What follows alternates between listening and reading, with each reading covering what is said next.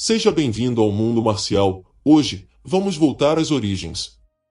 Antes das faixas coloridas, dos kimonos padronizados e das regras esportivas, existia uma arte secreta, direta e brutal. Uma arte feita para o combate real, não para o tatame. Estamos falando do Karate Jutsu, a versão original, crua e letal do que o mundo viria a conhecer como Karatê. Neste vídeo, você vai descobrir como essa arte nasceu, quais técnicas ela escondia, e por que muitos mestres ainda a consideram mais completa e eficaz do que o Karatê moderno.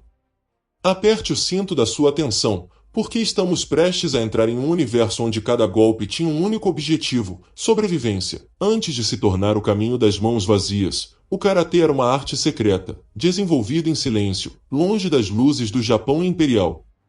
Sua origem remonta ao arquipélago de Okinawa, muito antes da unificação do Japão, em um tempo em que a ilha era o coração do reino de Ryukyu, uma civilização rica em comércio, cultura e influência estrangeira, especialmente da China.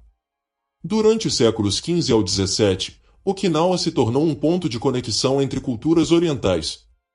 Comerciantes chineses traziam não apenas mercadorias, mas também conhecimento, entre eles, sistemas marciais chineses, como o Chuan Fa, o antecessor do Kung Fu.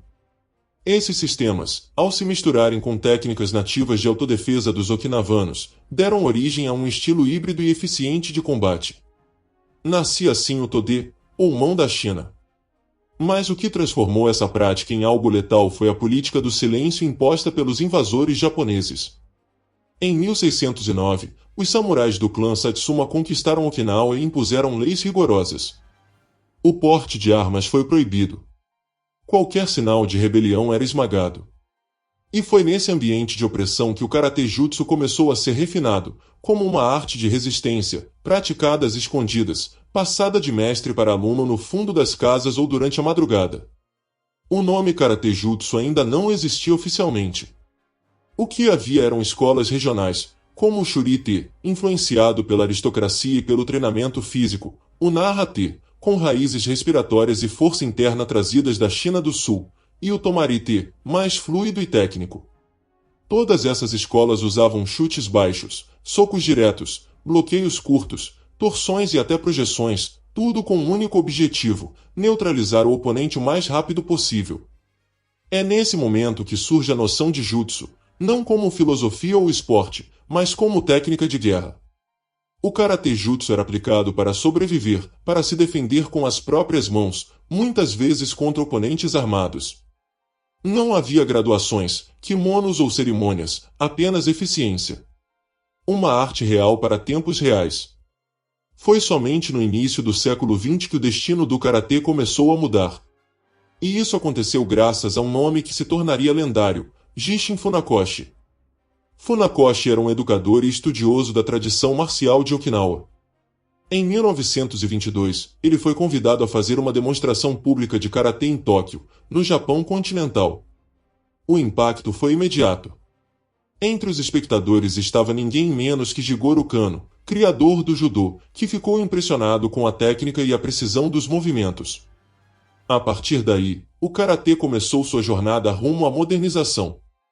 Mas antes que isso acontecesse, o que Funakoshi apresentou ao mundo naquele momento ainda era o Karate Jutsu original, uma arte crua, sem regras esportivas, onde o mais leve erro poderia ser fatal. Essa transição do Jutsu, a técnica combativa, para o Dou, o caminho espiritual, viria mais tarde, quando os ideogramas chineses do nome foram substituídos por caracteres japoneses.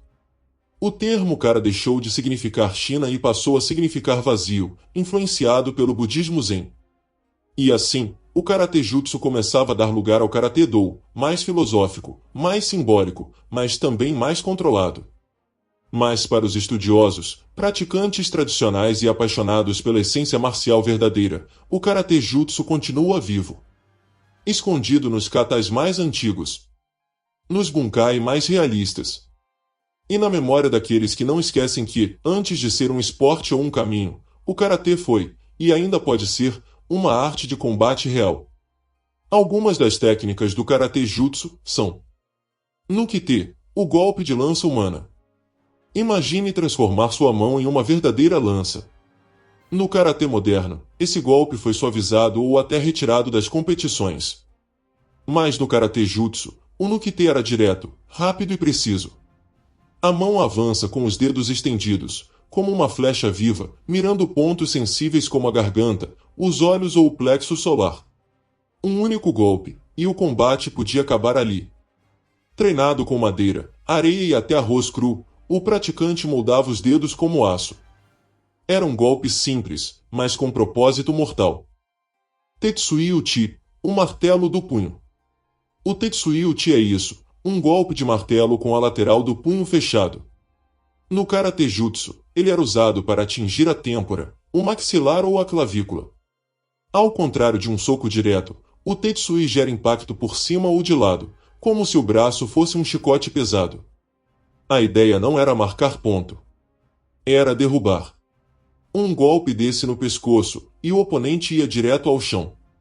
Ashibarai, a vassourada que desmonta o inimigo. No karatê moderno, essa técnica é elegante. No jutsu, era humilhante. O Ashibarai é a varredura de perna.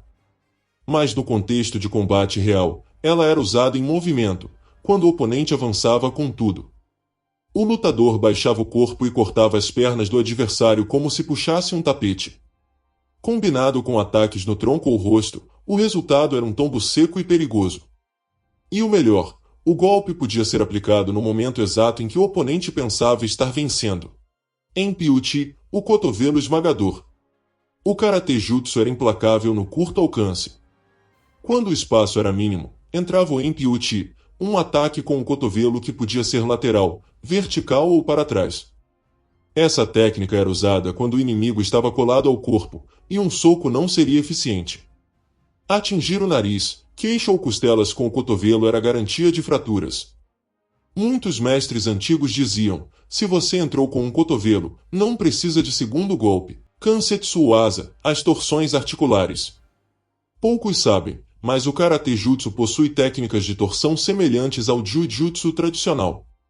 Kansetsu Waza são chaves de braço, punho ou dedos, aplicadas em pé, no meio da luta. Quando o adversário segurava a sua roupa ou braço, o praticante não recuava. Ele girava o punho, travava o cotovelo ou até quebrava os dedos. Era um karatê inteligente, técnico e silenciosamente brutal. Atemi Waza, os golpes em pontos sensíveis. Essa talvez seja a parte mais esquecida, mas também a mais letal. O karatê jutsu treinava Atemi Waza, os ataques a pontos sensíveis como base do crânio, pescoço, rins e plexo solar. Não se tratava de força bruta, e sim de precisão cirúrgica. Golpear o ponto certo, na hora certa, e o corpo desligava. Essa é a essência do antigo karatê, vencer antes que o combate começasse. O karatê jutsu não era um caminho espiritual. Era a ferramenta de combate real, criada em tempos sombrios, moldada na resistência e mantida viva por gerações que sabiam que lutar era mais do que seguir regras, era questão de vida ou morte. Hoje, ao estudar suas técnicas e sua história, entendemos que por trás de cada movimento clássico há uma verdade esquecida. O karatê nasceu como arte de guerra, e não como esporte.